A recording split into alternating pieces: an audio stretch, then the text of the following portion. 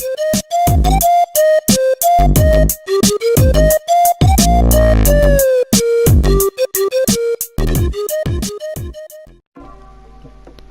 guys, and welcome back to a new video. Today I'm going to be doing something a little bit different on the channel even, which is going through a subreddit on obviously Reddit called r/parents. We've got 3 stories in total for today. So basically I can't come across doing these because there's a few channels I watch that read through these r/parents and other subreddits. So I thought it wouldn't hurt to do it myself on my own channel. So if you guys like this, leave a comment saying if you want more, or if you want to see other subreddits being told on other posts being told on the channel as well. But with no further ado, I think we can get in with our first story. EM flips after she reads the post about her daughter and her. Hello again. I posted a story about my aunt ruining my sister's birthday party before yesterday. Turns out she or her daughter is on Reddit and are subscribed to r/entitled parents and read the story. This is what happened last night. EM equals entitled mum, who's my aunt, EC equals her daughter, S equals my sister. EM called my dad last night about 11 when my dad was half asleep. How could you do this to us? Aren't we family? Why did you shame us like this? It was so many years ago. Couldn't you just let it go? And my dad had no idea what she was going on about. He asks her what was happening, to which she tells him that we posted on Reddit about my sister's birthday. My dad doesn't know and doesn't care what Reddit is, asks what the big deal is. Wow, so your daughters do things without telling you? You should keep an eye on them. Don't let them get out of hand. You should have taught them manners. My name just exposed us and shamed us online. Dad, what are you saying? How did she expose you? She hasn't even talked to you in years. She posted a story about us, and as soon as EC read it, we knew it was about us. I haven't divulged any names in that story, not even mine. Dad asked me if I did that and why. So it took a total of 15-20 minutes to explain to Dad what Reddit is and what I did. I tell him that I have just narrated the story and haven't exposed her identity anyway, so Dad just hands me the phone so I can explain to her. As soon as I say hello, EM starts screaming at me so loudly that it can be heard outside the phone. You bitch, how could you do that to? How could you do that? Who do you think you are? You poison my child and then make it up as if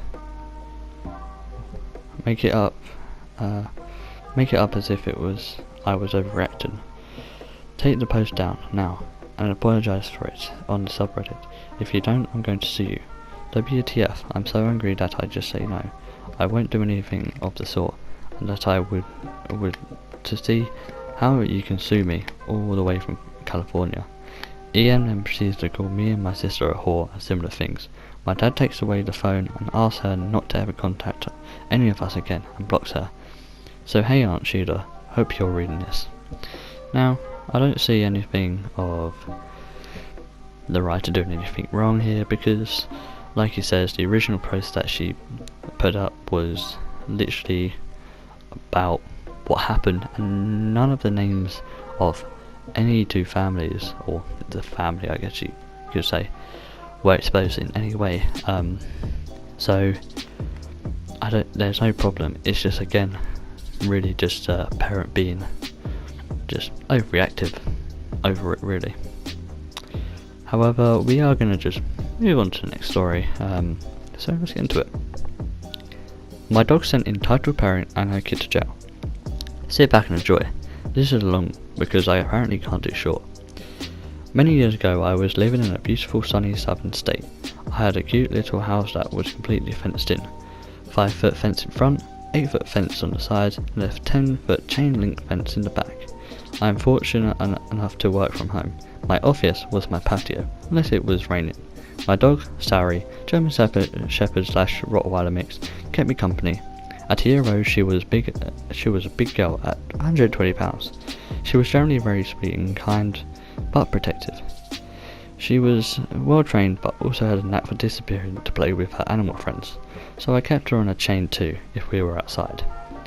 High school kids in the area had the tendency to use the alleyway behind my house to get to and from school.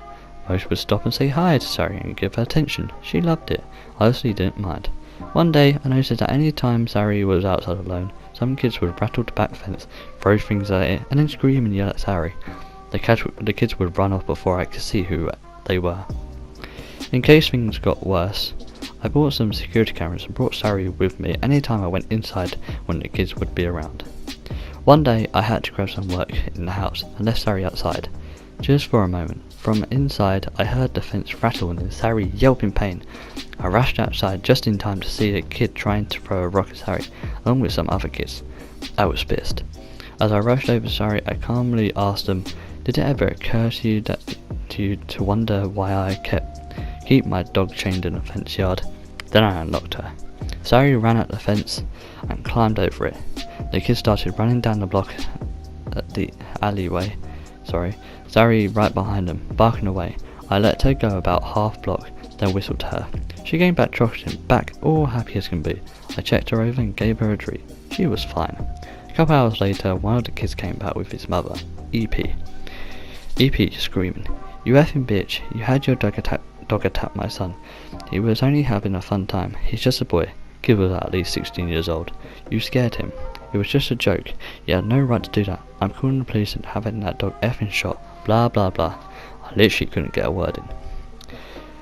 Then she starts threatening me, so I called the police. The operator could hear her plain as day through, even though EP was at least 40 feet from me. The police showed up in about 5 minutes. 2 cars. I guess they were in the area. 4 officers, all really very nice guys. 2 officers came to talk to me, the other 2 to EP and her son. EP never stopped screaming and cussing. I explained what happened and showed the video to the officers. Show all of Sari's vet and training paperwork. I filed a report, asked to press charges. The officers were petting Sari all the while because she was smiling attention from her new friends. She had a happy face on. Yes, Sari actually smiles. The 3 of us and Sari on our leash go towards the other group.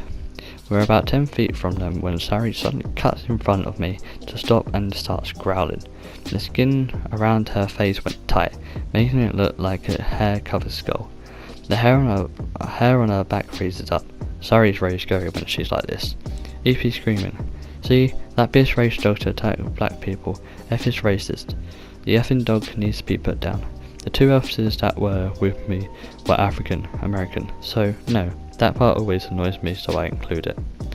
I called back one of the officers that I had been talking to.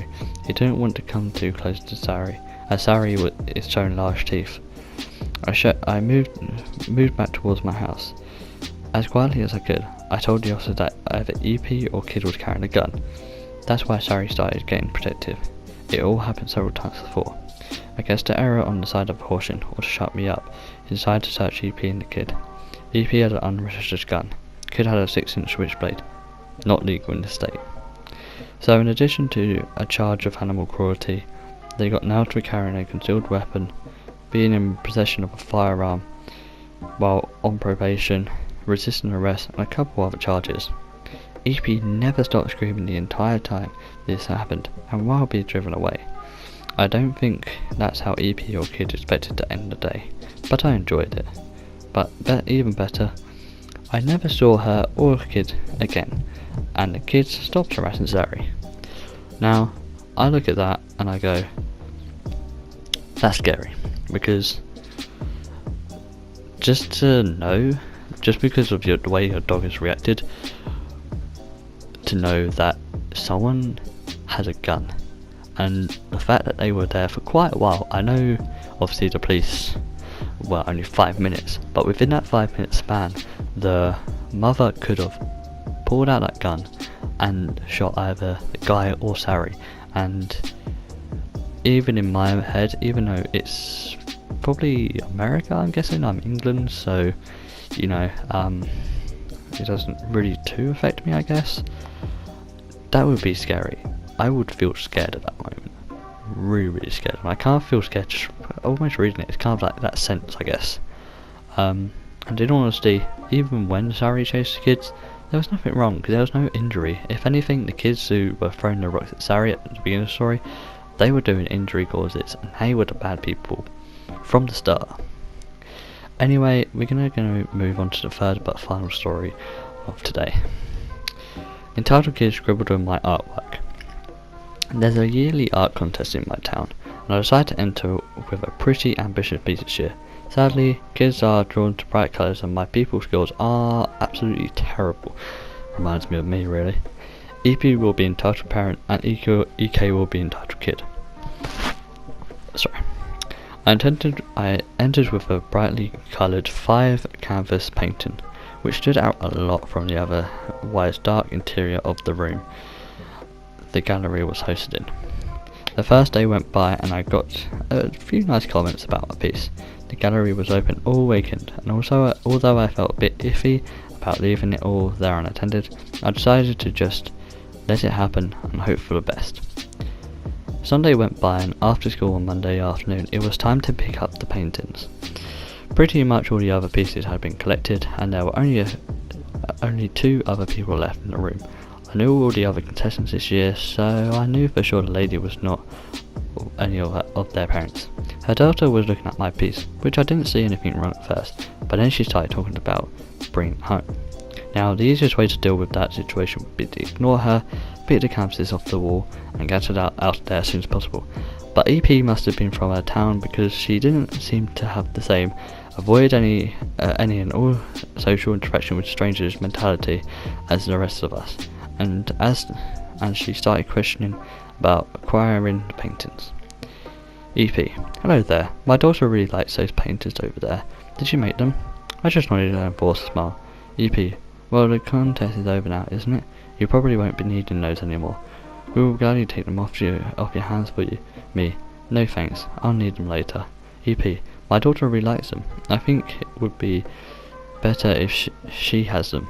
You could just paint some new ones. Me: that takes a lot of time. Canvases are expensive too.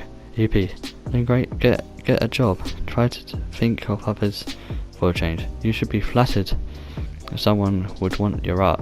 I don't see why she can't just have them.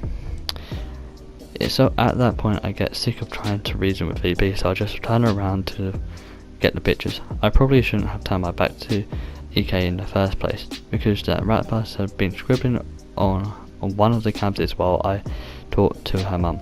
I gently lifted her out the way and placed the marker back on the tall bench where she must have found it. Of course EP exploded a bit when I touched her gremlin, but I just handed her out after a bit. I took the pictures and got the hell out of there to avoid further escalation to the situation. God, I wish things were easy. EP started following me out the gallery. EP: apologise to my daughter immediately. You hurt her. EK starts crying. I am not making this shit up. She's trying to get the water that's going over being lifted a metre across the floor. Me: I didn't, and I won't apologise either. EP: well, the least you can do is give her the paintings. They're ruined now anyways, and she deserves that after what you did. I simply blurted out a no and left. Traffic separated us, and I got home safely. I decided not to get anyone involved. I can't really be bothered to make more of a fuss about the whole situation. I haven't gotten around to fixing the damage yet. I'm glad she didn't mess it up too bad, because I ended up winning the first round, which means I'll need to get it all fixed up for the regional round in April. Wow, okie dokie. I didn't really think anyone was like that, but there is. As you can tell, just utter really disappointment, really. It's just a parent, okay, she wants the paintings, but the original the person who had made these has said no, and really it's just kind of disappointing to see that someone can't just accept the fact that it's someone else's, and for them to think as well that they can have them after ruining them. I think that is also just disgusting. I would be mad at that, to be honest, because I have done some drawings in the past and I really enjoy them, and I really haven't had anything done to my drawings by other people except for my little brother when he accidentally ripped one a little bit, but wasn't too much damage. And I was a bit annoyed at first, but it's when I saw the damage wasn't actually too bad, I wasn't too annoyed either. But to think that someone had just gone and scribbled all over a piece of art, if that happened to me, I would have flipped my shit. I really would. However, I'm just flabbergasted really. However, that is the end of the video, and I hope you enjoyed. Remember, if you did enjoy this and you want to see more r/entitled parents, or you want to see other subreddits posts, then leave a like maybe, or say in the comments below saying, oh, I want to see more entitled parents or other subreddits, and maybe name the subreddits you want to see, because there are a lot out there and there's a lot of good posts that you can get out. So yeah, but like I say, it's the end of the video and I hope you enjoyed. Have a great day and peace.